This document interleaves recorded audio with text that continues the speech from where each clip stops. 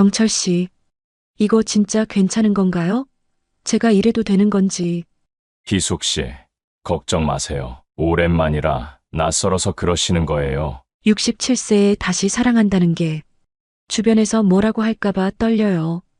나이가 뭐가 중요해요. 지금 이 순간이 제일 중요한 거죠. 그런데 이 나이에도 이렇게 떨리네요. 희숙 씨는 아직도 소녀 같으시네요. 근데 잠깐만. 엉덩이 들어보세요. 경철 씨, 근데 너무 좋네요. 저는 너무 복받은 여자 같아요. 그의 몸이 들어왔을 때 황홀한 탄식이 새어나왔습니다. 안녕하세요. 67세 이희숙입니다. 남편과 사별하고 조그만 빌라로 이사를 왔습니다.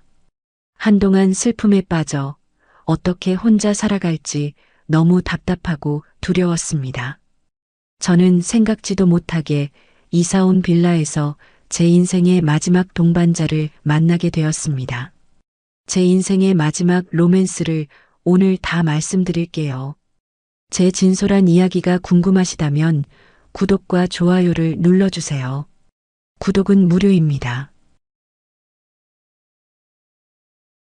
서울 마포구의 오래된 4층짜리 빌라 202호로 이사 온 첫날이었습니다. 남편을 잃은 지 6개월 넓은 집을 떠나 이 소박한 공간에 짐을 풀었습니다. 계단을 오르며 숨을 고르니 창밖으로 가을 햇살이 비쳤습니다. 짐은 캐리어 2개, 남편이 사랑하던 낡은 라디오, 몇 가지 가구들 뿐이었습니다. 라디오를 켜자 재즈 멜로디가 희미하게 흘렀고 마음이 천천히 안정되었습니다. 이웃분들께 인사하려고 동네 떡집에서 쫀득한 떡을 좀 샀습니다. 옆집 201호 문을 두드리자 단정한 베이지색 셔츠를 입은 경철 씨가 문을 열어주셨습니다. 세월의 주름이 깊은 얼굴에 따뜻한 눈빛이 빛났습니다. 안녕하세요. 202호로 이사 온 이희숙입니다. 잘 부탁드립니다. 제 목소리가 살짝 떨렸습니다. 권경철입니다. 아이고 무슨 떡까지 가져오셨어요. 정말 고맙습니다. 혼자 사는 집이라 조용할 거예요. 그의 느린 말투에 미소가 묻어났습니다. 그의 나이는 75세로 저보다 8살 많았지만 훨씬 젊어 보였어요. 떡 접시를 건네는 순간 그의 손끝이 제 손가락을 스쳤습니다. 그의 온기가 제 피부를 타고 올라왔습니다. 문이 닫히기 전 그의 거실에 놓인 낡은 턴테이블과 재즈 LP 몇 장이 눈에 들어왔습니다. 그날 오후 작은 식탁을 거실 창가로 옮기려는데 힘이 붙였습니다. 나무 식탁은 생각보다 무겁고 식탁다리가 바닥에 끌리며 삐걱거렸습니다. 땀이 송골송골 맺히고 숨이 차올랐습니다. 이거 혼자 못 옮기겠네라고 중얼거리며 이마에 땀을 닦았습니다. 그 순간 계단에서 발소리가 들려왔습니다. 묘하게 느리면서도 안정감 있는 걸음소리였습니다. 직감적으로 저는 문을 열고 나갔습니다. 계단을 오르던 경철 씨가 놀란 듯 저를 바라보셨습니다. 아, 경철 씨, 혹시 잠깐만 도와주실 수 있을까요? 식탁을 창가로 옮기고 싶은데 너무 무겁네요. 제 말에 그는 반가운 얼굴로 고개를 끄덕였습니다. 그럼요. 당연히 도와드려야죠. 어디 보자. 그는 소매를 걷어올리며 제 집으로 들어왔습니다. 함께 식탁을 들었습니다. 그가 힘을 주자 팔에 힘줄이 살짝 드러났습니다. 식탁을 들다 그의 손이 제 손을 스쳤습니다. 그의 따뜻한 손바닥이 제 손등을 살짝 덮었고 그 순간 심장이 쿵쾅거렸습니다. 손끝에서 전해진 온기가 제 팔을 타고 올라왔습니다. 식탁을 창가에 놓고 나니 식탁다리가 삐걱거리며 기우뚱했습니다.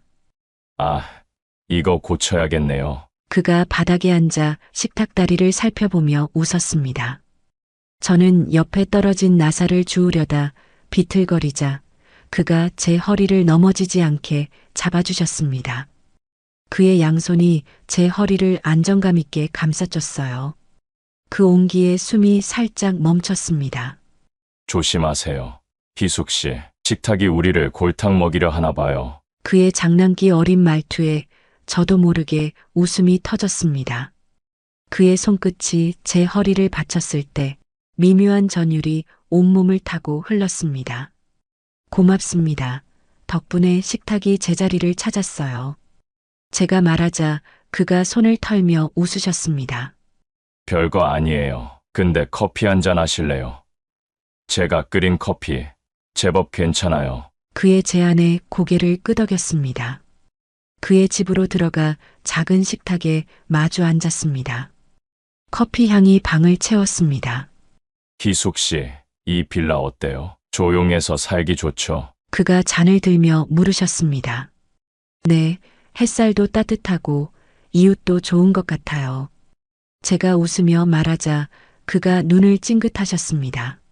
특히 이웃이 마음에 드시길 바랍니다. 그의 농담에 제 뺨이 뜨거워졌습니다. 경철 씨, 재즈 좋아하시죠? 저희 남편도 라디오로 재즈를 자주 들었어요. 제가 조심스레 말했습니다. 오, 그럼 다음에 제 LP로 빌 에반스 한번 들어보시죠. 그의 눈빛이 반짝였습니다. 커피를 마시며 이야기가 이어졌습니다. 그는 젊은 시절 재즈바에서 아내와 춤췄던 추억을 살짝 꺼냈고 저는 남편과 라디오 앞에서 보낸 밤들을 떠올렸습니다. 그의 목소리가 낮고 부드러웠고 잔을 쥔 그의 손가락이 제 시선을 끌었습니다. 커피잔에서 김이 모락모락 피어오르며 그의 미소를 감쌌습니다. 희숙 씨, 이사 첫날부터 바쁘셨을 텐데 천천히 적응하세요. 제가 옆집에 있으니까 필요하신 거 있으면 언제든지 말씀하세요. 그의 말에 마음이 따뜻해졌습니다. 집으로 돌아와 라디오를 켰습니다. 재즈 멜로디가 흘렀고 그의 장난스러운 미소, 손의 온기, 커피 향이 떠올랐습니다. 이 낡은 빌라에서 새 계절이 시작되는 느낌이 들었습니다. 햇살이 식탁 위에 기울어 있던 오후, 저는 남편이 남기고 간 턴테이블 먼지를 조심스레 닦고 있었습니다. 이사 오기 전부터 박스 안에 곱게 싸둔 채로 묵혀두었던 기계였는데 괜히 마음이 불편해 며칠간 그대로 둔 것이었습니다. 문득 어제 경철 씨가 눈웃음을 지으며 재즈 얘기를 꺼냈던 장면이 떠올랐고 나도 모르게 뚜껑을 열어보게 되었습니다. 바늘은 아직 멀쩡했고 기계도 조용히 돌아갔습니다. 남편이 가장 아꼈던 물건이었고 재즈 멜로디가 흘러나올 때면 그는 늘 잔잔하게 웃곤 했습니다. 그 시절 그의 웃음이 음악보다 따뜻했습니다. 그때 문을 두드리는 소리가 났습니다. 진한 밤색 바지를 입은 경철 씨가 LP판 하나를 들고 서 있었습니다. 희숙 씨, 어제 이야기 듣고 생각났어요. 혹시 이 앨범 좋아하실까 해서요. 빌 에반스 앨범을 가져왔어요. 나는 순간 말을 잇지 못했습니다. 남편이 가장 좋아하던 가수였습니다. 저도 턴테이블이 있어요. 남편이 남기고 간 건데 한동안 켜질 않던 걸 오늘 꺼냈네요. 그렇게 말하고 나니 괜히 마음이 찡했습니다. 그럼 한 곡 들어보시겠어요? 그가 고개를 살짝 끄덕였습니다. 저는 LP판을 조심스럽게 올렸고 바늘을 내리자 곡의 전주가 조용히 시작되었습니다. 그 순간 방 안이 무언가에 잠긴 듯 고요해졌습니다. 우리는 서로 아무 말 없이 마주 앉아 있었습니다. 그는 눈을 감은 채 머리를 살짝 숙이고 있었고 저는 뜨거운 물을 부으며 2개의 찻잔을 꺼냈습니다. 커피가 아니라 따뜻한 유자차였습니다. 그가 조용히 잔을 받아들었습니다. 이 노래 제 아내도 좋아했어요. 봄을 믿으라고 했죠. 그때나 지금이나 쉽지 않은 말인데. 그는 중간쯤 말끝을 흐렸습니다. 제 남편도요. 겨울만 되면 이 곡을 틀었어요. 혼자 유난히 감성에 젖는 사람 같았지만 알고 보면 말 대신 음악으로 모든 걸 말하던 사람이었죠. 나는 잔을 쥔 손을 내려다보았습니다. 어느새 손끝이 조금 떨리고 있었습니다. 그는 고개를 들어 저를 바라보았습니다. 그의 눈빛은 말없이 내 이야기를 듣고 있다는 듯 따뜻했습니다. 오늘 이 노래를 희숙 씨와 같이 들으니 묘하게 기분이 설레네요. 그가 그렇게 말하자 저는 살짝 심장이 떨렸습니다. 저도요. 이상하게 마음이 고요하고 좋네요. 그렇게 말하고 나니 순간 어색함이 찾아올 줄 알았는데 그렇지 않았습니다. 우리는 그 곡이 끝날 때까지 아무 말 없이 앉아 있었습니다. 그리고 그가 조심스레 LP를 다시 자켓에 넣으며 말했습니다. 이건 그냥 희숙 씨께 드릴게요. 아끼던 음반인데 이젠 이 집에서 더 잘 돌 것 같아서요. 나는 순간 손을 내밀다 말고 그를 바라보았습니다. 정말 괜찮으시겠어요? 네. 대신 가끔 들려주세요. LP가 돌아가는 소리. 혼자 듣긴 아깝잖아요. 그의 말에 나도 모르게 고개를 끄덕였습니다. 그리고 조용히 말했습니다. 그럼 다음번엔 제가 커피를 준비할게요. 그는 잔잔하게 웃으며 고개를 숙였습니다. 그 미소가 그날 오후의 햇살보다도 따뜻하게 느껴졌습니다. 비가 오는 아침이었습니다. 저는 커피잔을 들고 창밖을 바라보고 있었습니다. 회색 구름이 낮게 깔려 있었고 나뭇잎 끝에 고인 빗방울이 천천히 떨어지고 있었습니다. 그때 현관 쪽에서 노크 소리가 났습니다. 저는 천천히 자리에서 일어나 문을 열었습니다. 문 앞에는 경철 씨가 서 있었습니다. 어깨에는 빗방울이 몇 방울 맺혀 있었고 손에는 작은 회색 우산 하나와 고구마가 담긴 종이봉투가 들려 있었습니다. 아침부터 죄송해요. 어제 말씀드린 고구마 좀 드리려고요. 그가 봉투를 내밀었습니다. 종이봉투 안에는 흙이 살짝 묻은 고구마들이 들어 있었습니다. 저는 웃으며 받았습니다. 고맙습니다. 비 오는 날에 괜히 고생하셨네요. 아, 그리고 오늘 마트 가신다 하셨죠? 혼자보단 둘이 나을 것 같아서요. 우산은 여기 있어요. 괜찮으시면 같이 가실래요? 그의 말에 저는 고개를 끄덕였습니다. 저도 마침 나가려던 참이었거든요. 우리는 그렇게 한 자루의 우산을 함께 쓰고 골목길을 나섰습니다. 우산은 크지 않아 어깨가 자연스레 닿았고 저는 그의 걸음에 맞춰 발을 맞췄습니다. 빗소리는 조용하고 일정했으며 그의 팔에서 전해지는 체온이 묘하게 따뜻했습니다. 어깨가 서로 닿고 있었지만 저는 피하지 않았어요. 오히려 그 느낌을 느끼고 있었어요. 솔직히 가슴이 계속 두근거렸고 우산 끝에서 떨어지는 물방울이 바닥에 닿는 소리마저 낭만처럼 느껴졌습니다. 마트에 도착해 장바구니를 하나씩 들고 천천히 채소 코너를 돌았습니다. 경철 씨가 가지를 고르다 저를 향해 웃었습니다. 이건 제가 키운 고구마보다 훨씬 크네요. 참 실하네요. 두껍고 길기도 하고요. 저는 웃으며 그 옆에서 감자를 골랐습니다. 어느 순간 우리가 장바구니를 함께 밀고 있다는 걸 깨달았습니다. 그의 손과 제 손이 가끔 겹쳤고 그러던 중 미나리를 고르려던 제가 바구니를 잡으려 손을 뻗었을 때 그의 손과 닿았습니다. 제 손등 위에 그의 손이 겹쳐졌습니다. 저는 놀라 고개를 들었습니다. 아이고 죄송해요. 그도 저를 보며 살짝 웃으며 말했습니다. 아니에요. 괜찮습니다. 희숙 씨 손이 닿으니 설레는데요. 라며 농담을 건넸습니다. 그 말을 듣는 순간 저는 얼굴이 붉어졌습니다. 그러다 어느 마트 직원이 우리를 바라보며 말을 걸었습니다. 두 분 인상도 너무 좋으시고 너무 다정해 보여서 좋아 보여요. 그 나이까지 그렇게 금슬 좋은 부부가 별로 없는데 대단하세요. 저는 당황해서 눈을 피했지만 경철 씨는 웃으며 말했습니다. 아니요. 이웃입니다. 하지만 그렇게 보였다면 기분 나쁘진 않네요. 그는 장난스럽게 말했고 저는 괜히 심장이 뛰는 걸 느꼈습니다. 계산을 마치고 나오는 길 그는 장바구니를 들어주며 말했습니다. 희숙 씨와 걷는 길은 조용하고 따뜻해서 좋네요. 이 길이 조금 더 길었으면 좋겠다는 생각이 듭니다. 이 사람 왜 이리 설레이는 말을 잘하는지 오랜만에 여고 시절처럼 가슴이 설레었습니다. 집으로 돌아오는 길에도 우리는 한 자루의 우산 아래에 나란히 서 있었습니다. 바람이 조금 불었고 우산이 약간 흔들릴 때마다 그는 살짝 몸을 기울여 우산을 제 쪽으로 더 기울여 주었습니다.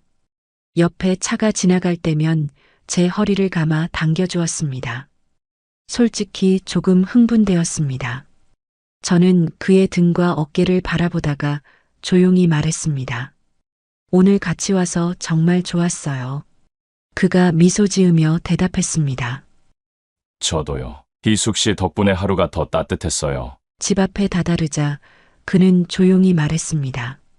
오늘 같이 걸어서 좋았습니다. 희숙 씨와 함께라 그런가 봐요. 저는 입꼬리를 올리며 대답했습니다. 저도요. 혼자 시장 다녀올 땐 몰랐던 온기가 있었어요. 그는 가볍게 손을 흔들며 인사하고 돌아섰고 저는 고개를 숙이며 현관문을 열고 들어왔습니다. 그날 저녁 저는 혼자 고구마를 삶아 접시에 담았습니다. 김이 모락모락 피어오르는 고구마를 바라보며 저는 문득 중얼거렸습니다. 오늘은 조금 더 가까워진 것 같다. 그의 온기와 눈빛이 다시 떠올랐습니다. 그리고 저는 처음으로 스스로에게 질문했습니다. 이 사람과 연애하고 싶은 건 아닐까? 어느 비가 그친 오후, 저는 집 안창가에 앉아 따뜻한 국을 끓이고 있었습니다. 낮은 음악 소리와 김이 피어오르는 냄비의 향기가 방 안을 감쌌습니다. 고구마 덕분인지 아니면 함께 걸었던 그 시간이 남아 있어서인지 마음이 조금 따뜻해진 날이었습니다. 현관에서 초인종이 울렸습니다. 문을 열자 경철 씨가 서 있었습니다. 손에는 작은 유리병에 담긴 직접 만든 매실청이 들려 있었습니다. 이거 작년에 담근 건데 좀 드셔보실래요? 식사하실 때 물에 타 드시면 좋아요. 저는 놀란 눈으로 그 병을 받아들고 웃었습니다. 이런 것도 담그세요? 참 부지런하시네요. 고맙습니다. 마침 국 끓였는데 식사하셨어요? 그가 고개를 살짝 저었습니다. 저는 잠시 망설이다가 말을 이었습니다. 그럼 국이라도 함께 드시고 가실래요? 김치밖에 없지만. 그는 살짝 웃으며 고개를 끄덕였습니다. 그래도 될까요? 저도 국 좋아합니다. 우리는 작은 식탁에 마주 앉았습니다. 국을 떠서 그에게 건네고 매실청에 물을 타서 함께 마셨습니다. 말이 많진 않았지만 숟가락 부딪히는 소리, 잔을 내려놓는 소리, 창밖에서 불어오는 바람 소리가 우리 사이를 채워주었습니다. 그가 조용히 국을 한 숟갈 뜨고는 말했습니다. 이 국 아주 정갈하네요. 어머니가 해주시던 맛 같아요. 그 말에 저는 잠시 눈을 깜빡였습니다. 저희 어머니는 국에 된장을 꼭 조금 넣으셨어요. 그래서 슴슴한 듯 깊은 맛이 났죠. 오늘 그 맛이 납니다. 그의 말이 고맙기도 하고 마음 한구석이 간질거리기도 했습니다. 저는 웃으며 말했습니다. 그 말이 더 고맙네요. 요리하다가 문득문득 그런 기억이 날 때가 있거든요. 저도 가끔 엄마 생각나요. 그는 잔을 들고 조용히 말했습니다. 추억을 같이 공유하는 사람이 있다는 게 참 위로가 되네요. 그날 식사는 천천히 조용히 이어졌습니다. 대화는 간간히 이어졌고 그 속에서 지난 세월의 상처와 추억이 살짝살짝 얼굴을 내밀었습니다. 식사를 마치고 제가 식탁을 치우려 일어섰을 때 그가 말했습니다.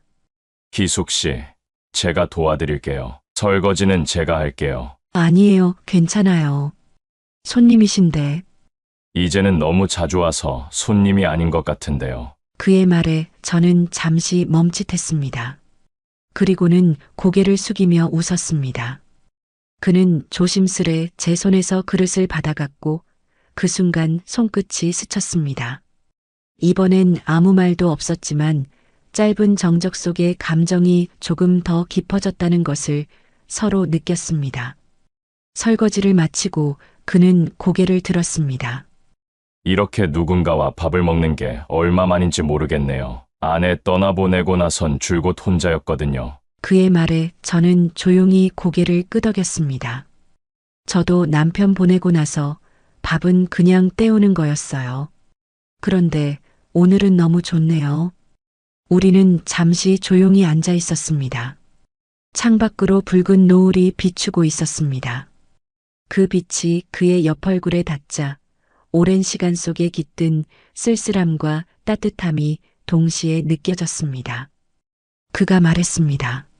희숙 씨, 오늘 이렇게 불쑥 찾아와서 죄송해요. 그런데 좋은 시간이었습니다. 마음이 조금 가벼워졌어요. 저는 조용히 대답했습니다. 저도요. 마음이 덜 외로웠어요. 그는 자리에서 일어섰고 현관까지 함께 걸었습니다. 문 앞에서 그는 머뭇거리다 말했습니다. 혹시 다음에 LP 하나 더 들고 와도 될까요? 이번엔 스탠 게츠로요. 저는 고개를 끄덕였습니다. 기다릴게요. LP도 경철 씨도. 그 말에 그는 조용히 웃으며 고개를 숙였습니다. 그는 문을 닫고 돌아갔습니다. 제 마음은 그와 더 같이 있고 싶었습니다. 저도 모르게 그는 점점 제 마음으로 들어오고 있었습니다. 집안엔 매실향과 고구마 냄새, 그리고 그의 체온이 남아 있었습니다.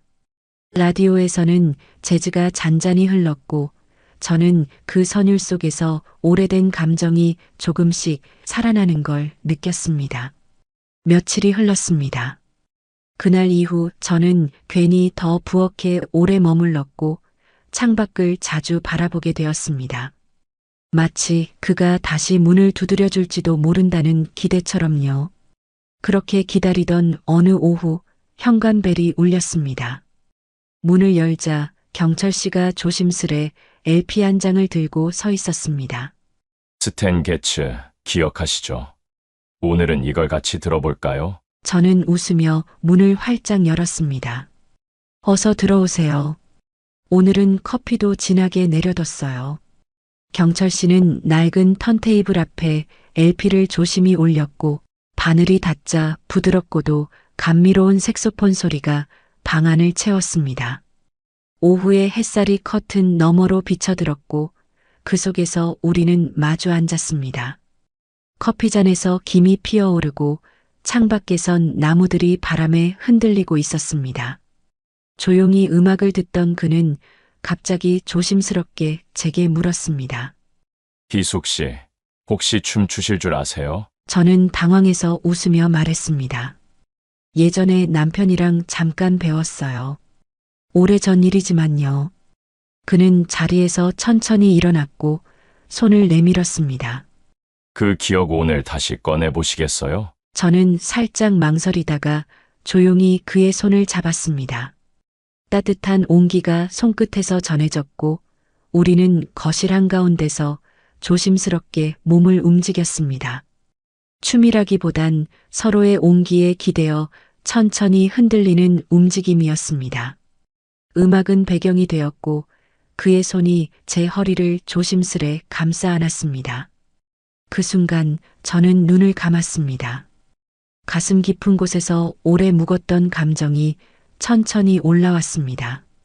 그의 볼이 제 볼에 닿았고 저는 조심스레 그의 어깨에 머리를 기댔습니다. 이렇게 누군가의 품이 따뜻하단 걸 정말 오랜만에 느껴요.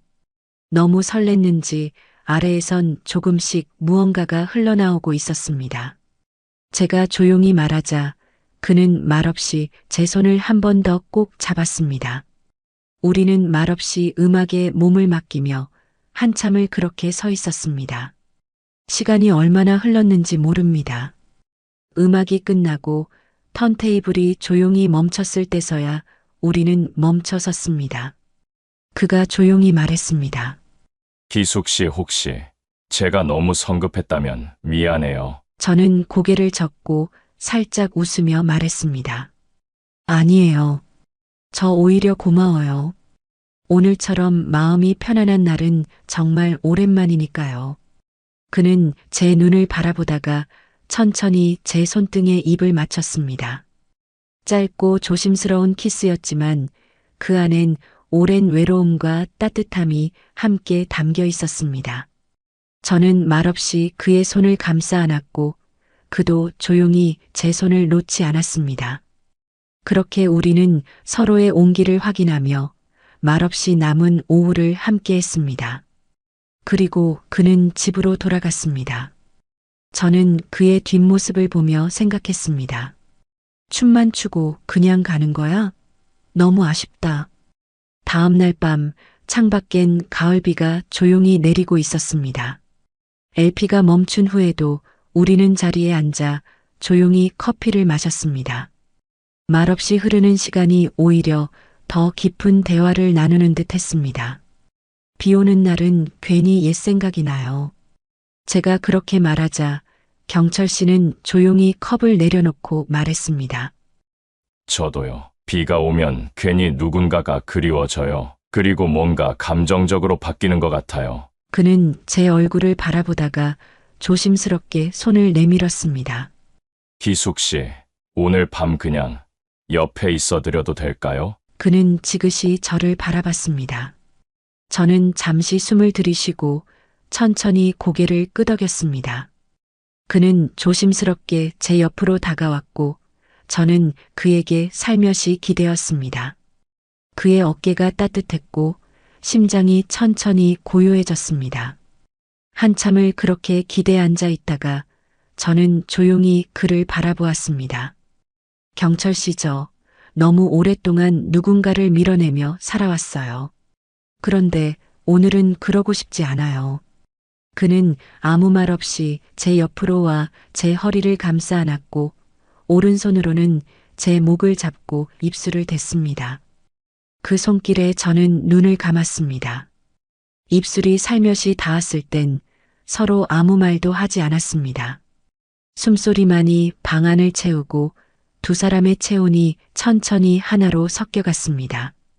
저는 그의 셔츠 단추를 하나씩 풀어주었고 그는 조심스럽고 따뜻한 손길로 제 어깨를 감싸 안았습니다. 그 순간 깊이 숨겨두었던 감정이 천천히 깨어났고 저는 가슴 깊이 떨림을 느꼈습니다.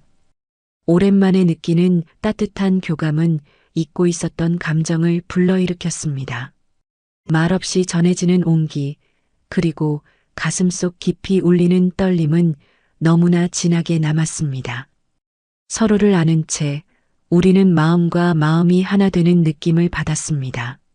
저는 오랜만에 외로움이 아닌 따뜻함 속에서 잠이 들었습니다.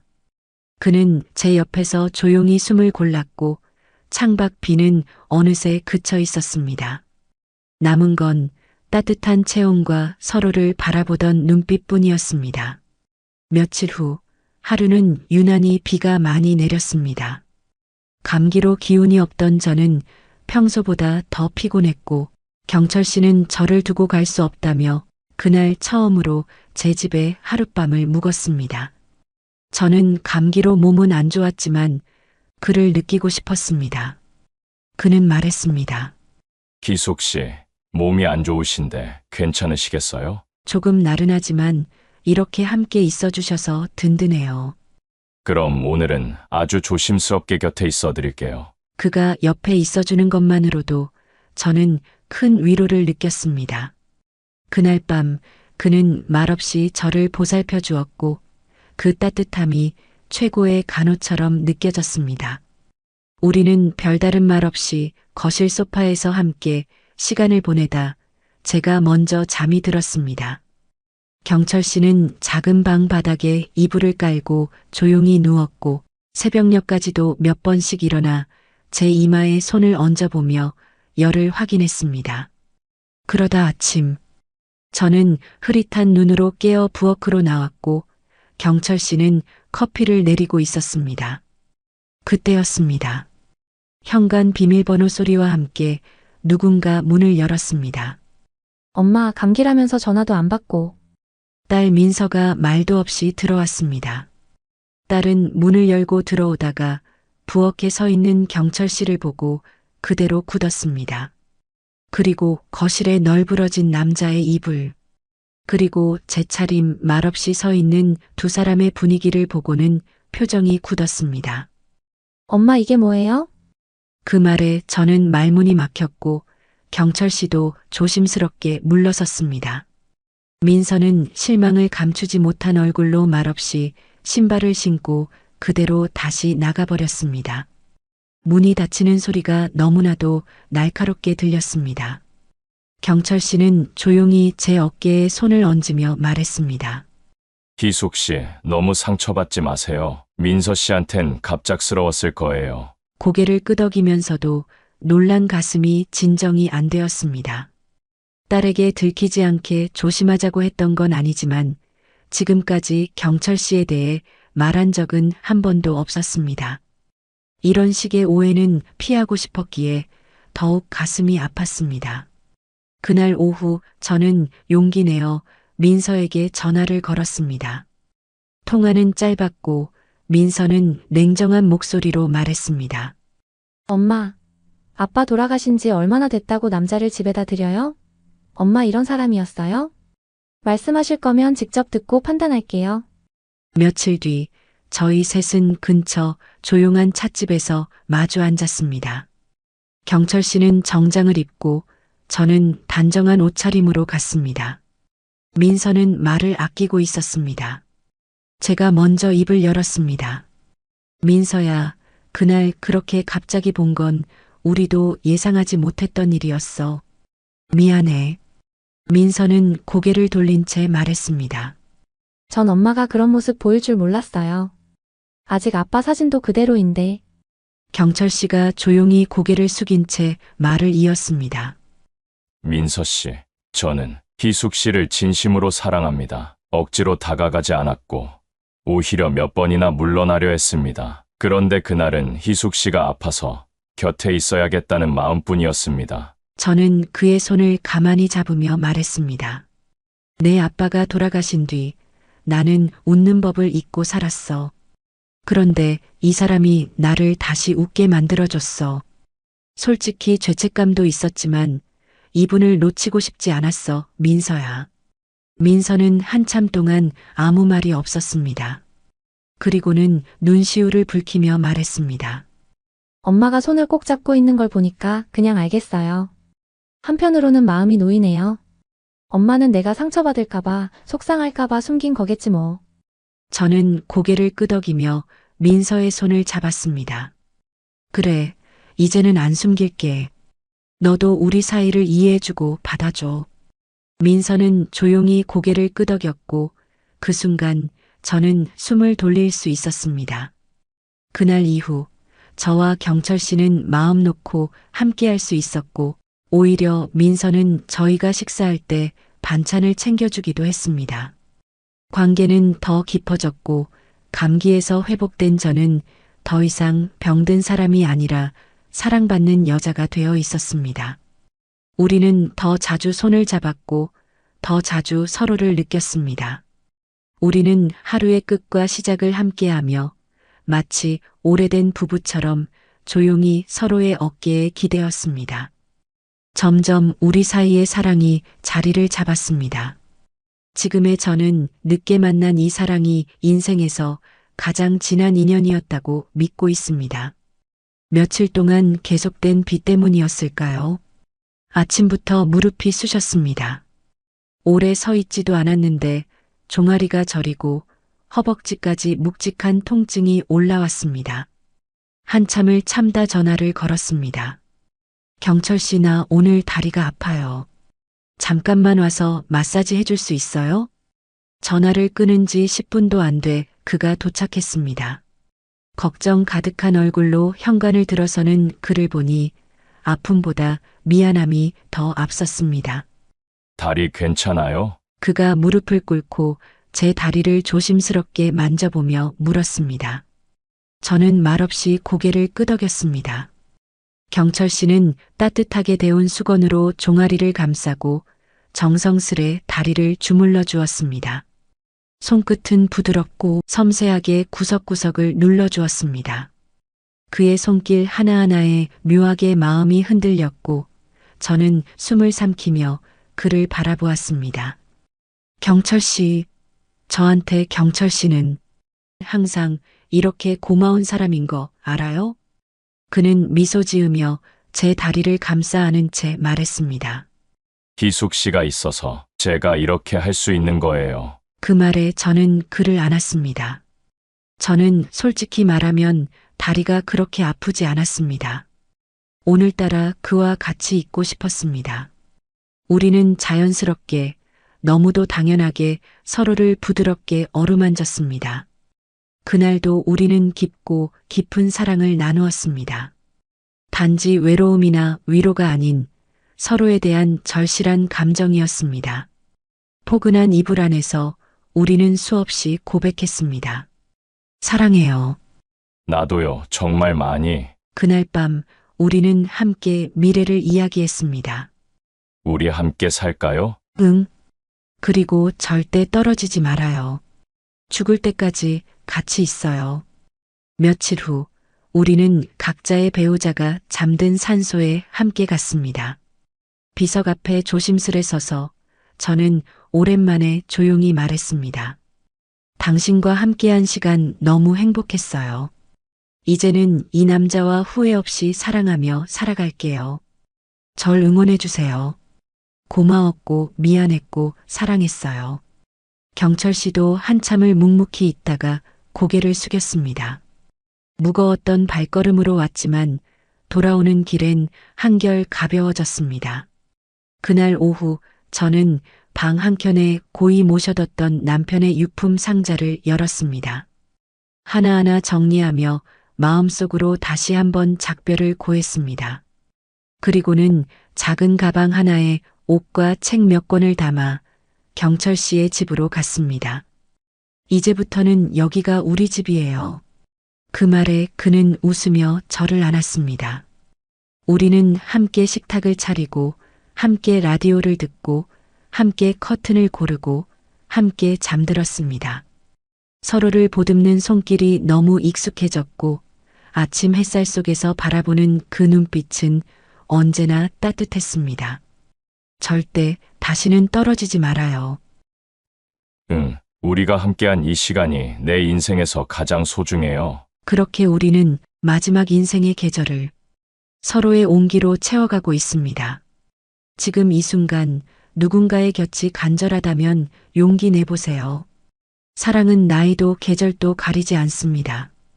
그리고 때로는 늦게 온 사랑이 더 깊고 더 아름답습니다. 이 이야기가 마음에 와 닿으셨다면 구독과 좋아요 잊지 말고 눌러주세요.